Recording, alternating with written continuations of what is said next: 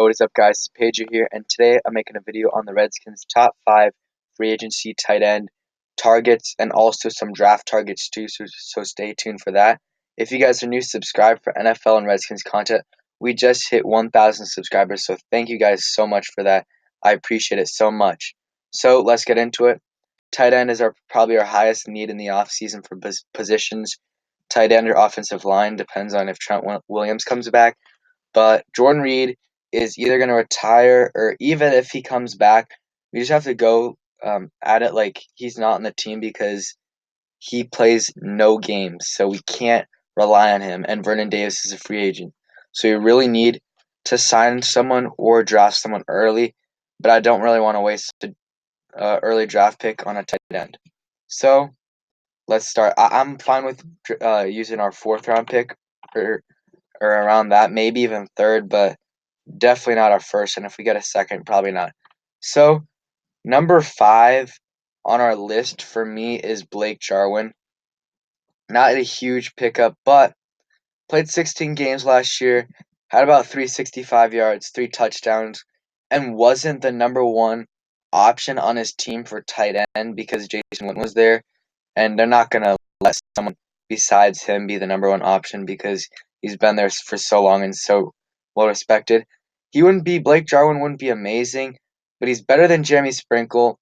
And if we get him, I think we definitely still need to draft someone, but it would be later in the draft. But it would give us a solid starting tight end for us. So, and he's consistent, played 16 games. That's what we need.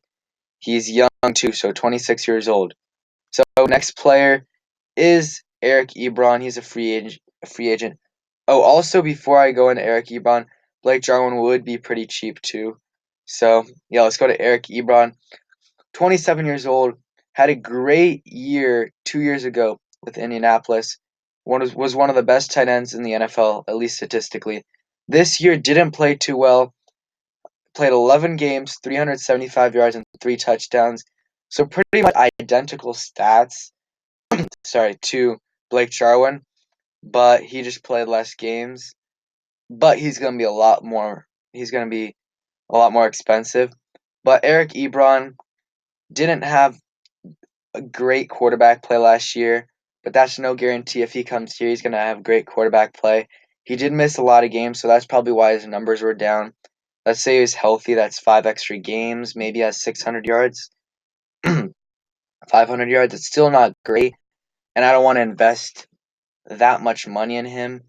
I think 6-7 mil is a lot. I think I wouldn't be mad if we got him, Eric Ebron, but like a lot of people want us to get him, but he didn't have a great year last year, and there's no guarantees he's going to get better. So, yes, I'll be okay with it if we get him, but I think there's definitely better options out there. Number 3, Hunter Henry. He has the highest potential of these tight ends right here. 25 years old, only played 12 games last year and 652 yards, 5 touchdowns. That's why I'm saying he has the highest potential, but 12 games. And I think this is his 3rd. Last year was his 3rd or 4th year. I know last year or the year before, like he tore his ACL once. Let's look at Hunter Henry's stats. He probably played a total of like 30. Okay, let me go to this, but 41 games in 3 years. So he played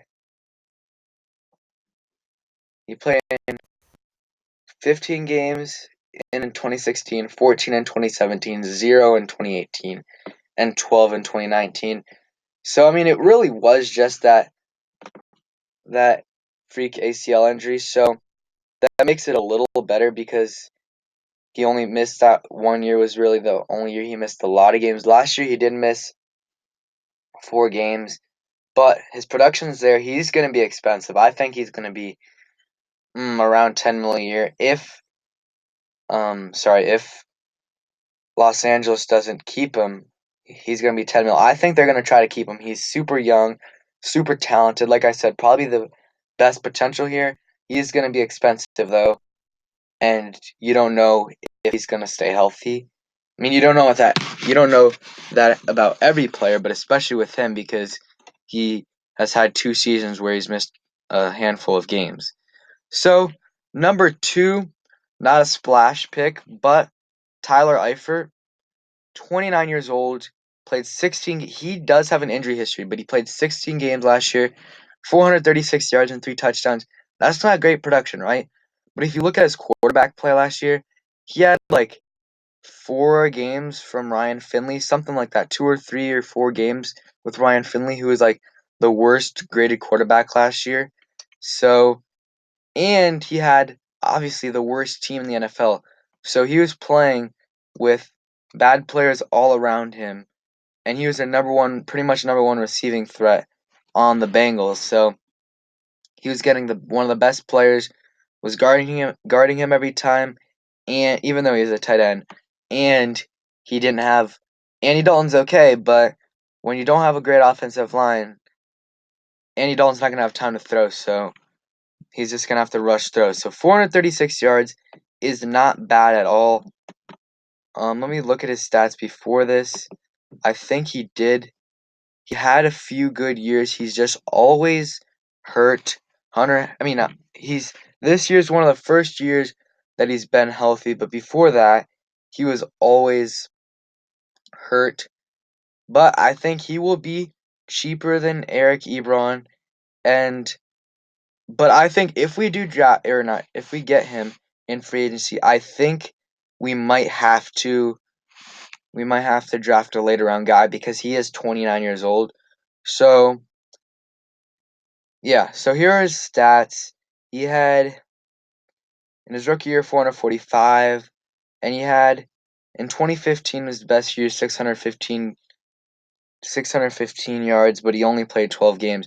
Like if you want to look at his games right here, these are his games played: 15, 1, 13, 8, 2, 4, and 16. So really terrible injury history. So I think if we can get him for cheap, it would be great. But if he's asking for a decent amount of money, we should probably stay away from it because of his injury history. So let's actually switch Hunter Henry and Tyler Eifert. Because I thought Hunter Henry's injury history was a little worse, but it's actually not, just one ACL injury. So Hunter Henry's my number 2.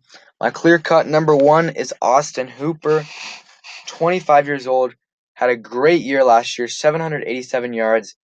He had 6 touchdowns in 13 games. A lot of these guys don't play 16, but 25, like I said.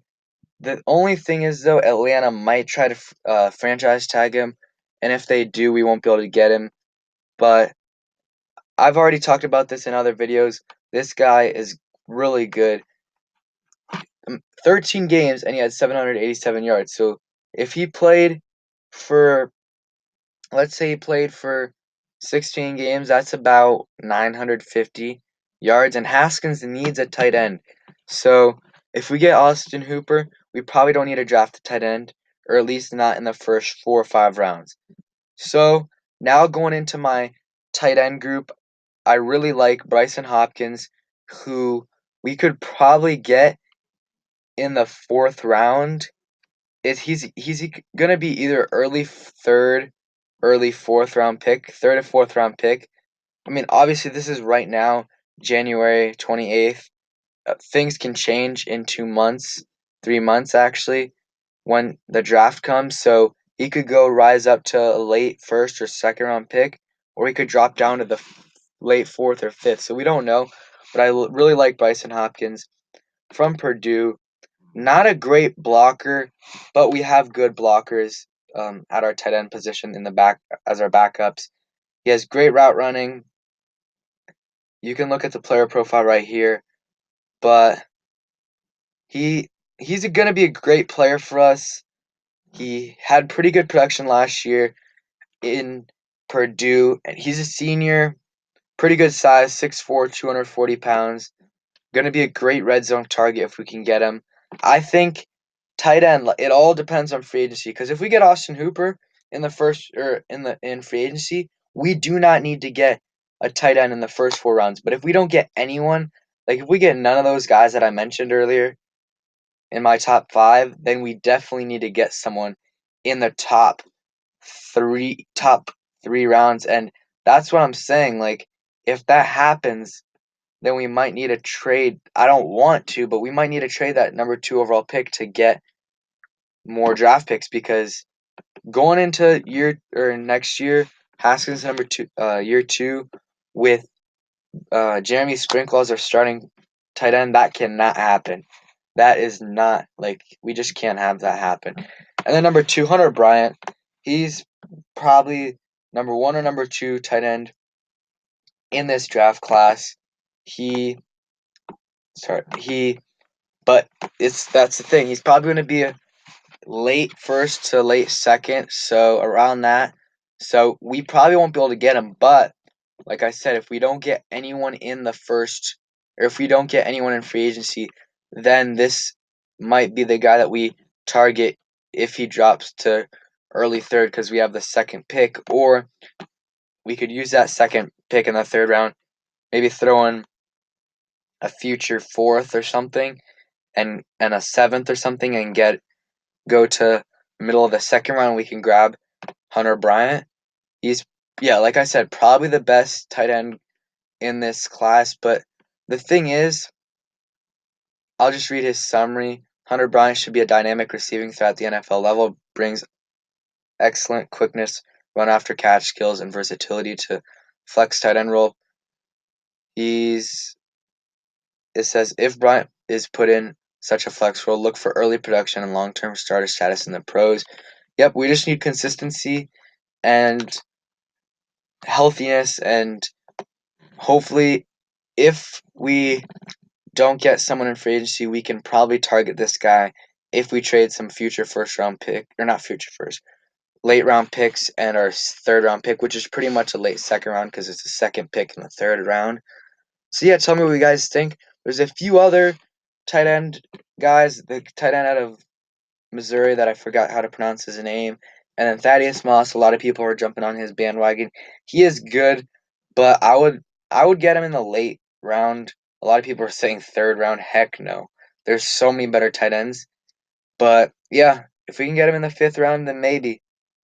Thanks for watching, guys. Hope you guys enjoyed, and peace out. Rest in peace, Kobe.